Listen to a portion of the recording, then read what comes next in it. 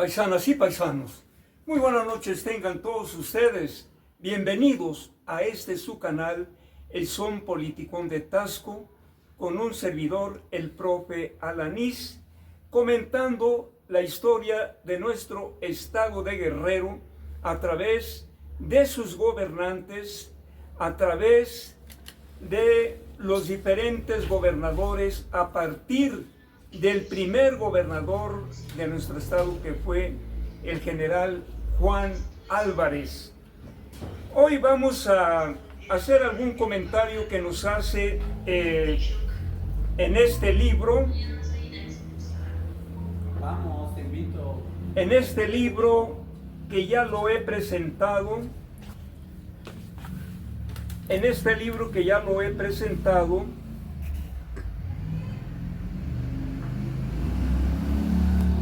Titulado Guerrero 1849-1999, tomo 1, en donde escriben diferentes historiadores, cronistas, filósofos, entre otros, y en este caso el ensayo que escribe aquí Jaime Salazar Adame, este ensayo titulado Guerrero y la formación del Estado Nacional. Es realmente un artículo muy interesante. Yo conozco a Jaime Salazar, hermano de Florencio Salazar, un gran orador, hermano de un amigo mío, Gustavo Salazar Adame, que fuimos compañeros allá en la Facultad de Filosofía y Letras. Y bueno, pues son personas que yo conocí desde hace mucho tiempo y que ya llevan un buen recorrido como escritores. Sin duda en México se dio la lucha de clases. Esa lucha de clases formulada teóricamente por el gran filósofo alemán, más bien fueron dos grandes filósofos, Carlos Marx y su compañero Federico Engels, entre otros, quienes formularon la teoría de la lucha de clases a partir de la antigüedad, pasando por el feudalismo y el capitalismo. Y bueno, en México efectivamente se dio la lucha de clases en la época de la colonia, cuando se buscó la independencia, entre insurgentes y monárquicos.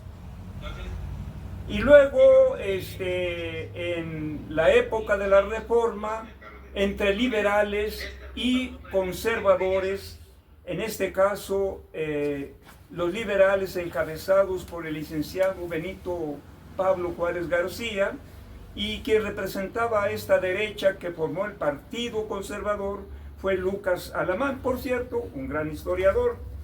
Y vamos a ver aquí, en este gran problema de la lucha de clases en la época de don Juan Álvarez, que lucharon federalistas, donde pertenecía don Juan Álvarez, entre otros más, federalistas, y los centralistas, que en esta época se encontraban representados por el dictador Antonio López de Santa Anna. Dice aquí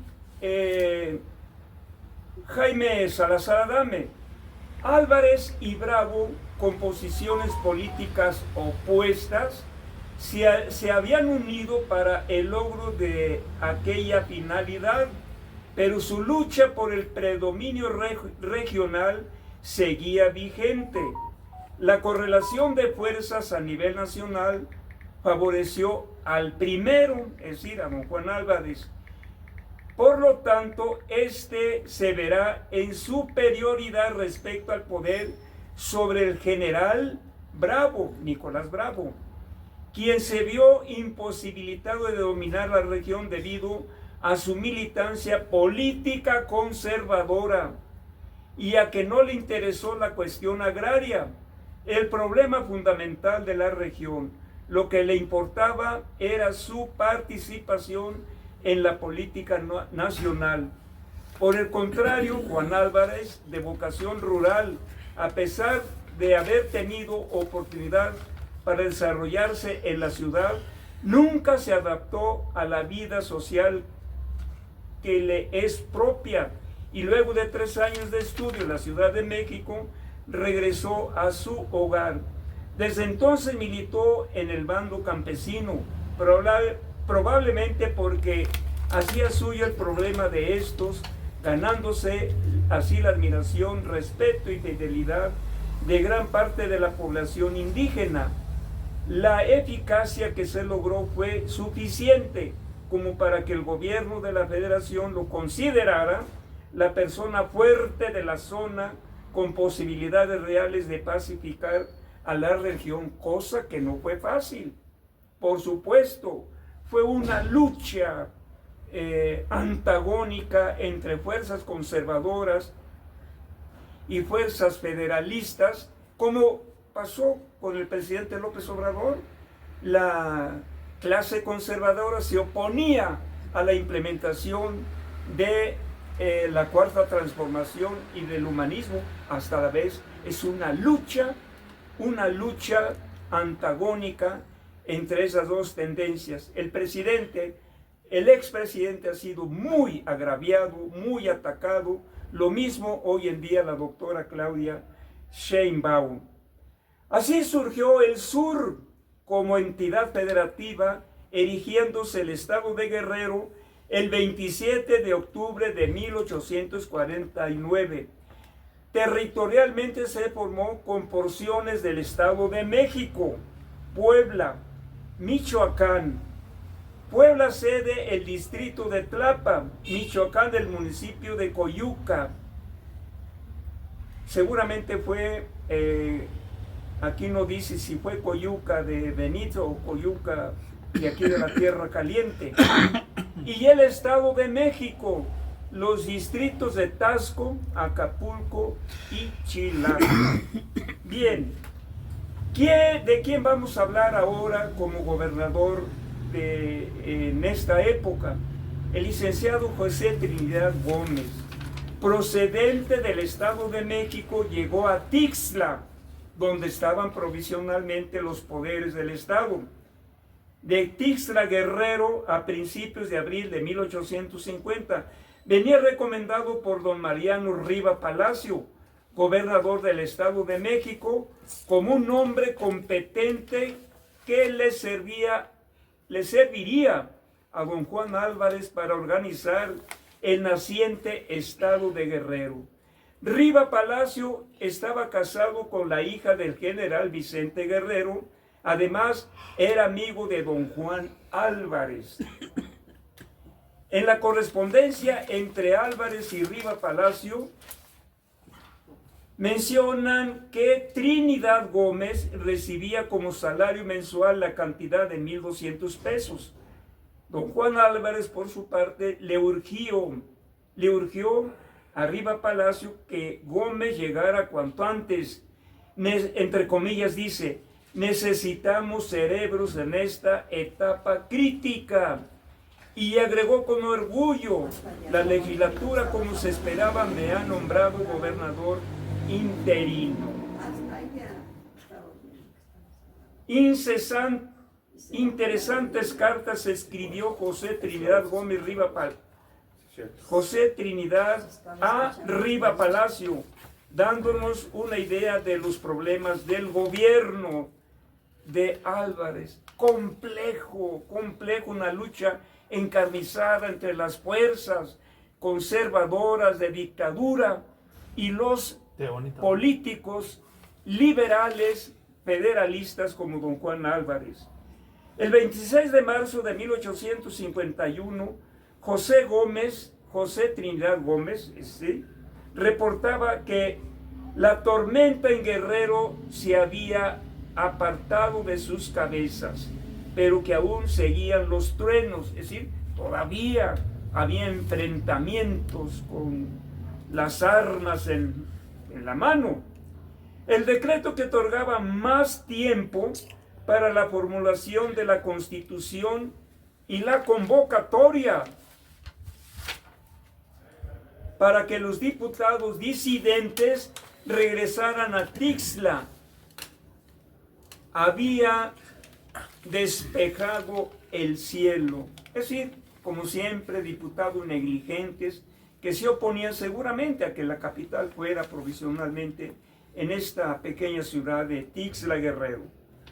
Trinidad Gómez se regocijó de que los ingresos del gobierno se hubieran duplicado desde que había aceptado la responsabilidad de su secretaría. Aquí tiene entre paréntesis, Secretaría de Hacienda. Y los empleados recibían ya 3/4 partes de sus ingresos mensuales. Estimaba que entre 4 y 6 meses se les podría pagar su salario completo. En una carta de diciembre de 1851, Trinidad Gómez informó que había concluido las elecciones en Guerrero, resultando ganador Juan Álvarez. Gómez, refiriéndose a la rivalidad entre Nicolás Bravo y Juan Álvarez, afirmó que estaba seguro que no habría paz duradera en el estado. Entre comillas, escribe, a menos que saquen alguno de los gastos de la bolsa de estos funcionarios, por supuesto. El 14 de abril de 1852, el C. José Trinidad Gómez, en su calidad de segundo consejero de gobierno, es nombrado gobernador interino en sustitución de don Juan Álvarez, gobernador constitucional, que había obtenido de la legislatura local licencia para ausentarse del poder. En este periodo publica el decreto número 13 referente a la apertura de 3 caminos carreteros desde la ciudad de Tixla a Puebla, México y Acapulco.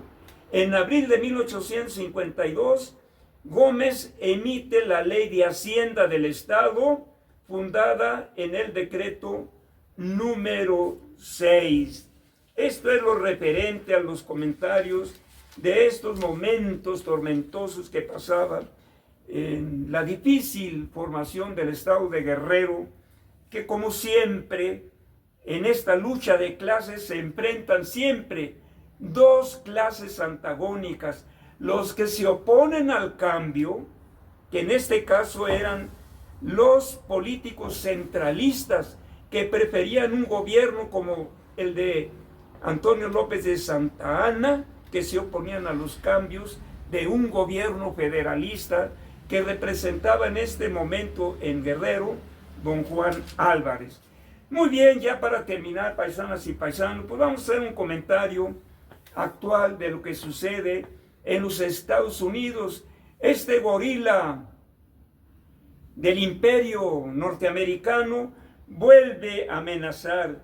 Dice aquí en la jornada del martes 17 de diciembre de 2024, gastará cientos de millones de dólares. Se refiere a Donald Trump. Trump vuelve a amenazar a México con aranceles y el muro. ¿Qué opinión tendríamos en este caso, paisanas y paisanos? Hace poco la doctora, ante estas agresiones abiertas descaradamente, dijo por ahí alguna vez: tenemos un himno nacional. Efectivamente, yo recuerdo alguna parte de algunas estrofas que dice: piensa, oh cielo, piensa, oh patria querida, que el cielo un soldado en cada hijo te dio. Somos un chingo de mexicanos que formamos el pueblo. Los conservadores han de estar muy contentos ahorita de estas agresiones, porque ellos quisieran que México pasara a formar parte un estado más de la Unión Americana. Pero no se le va a hacer. Perro que ladra no muerde, acuérdense.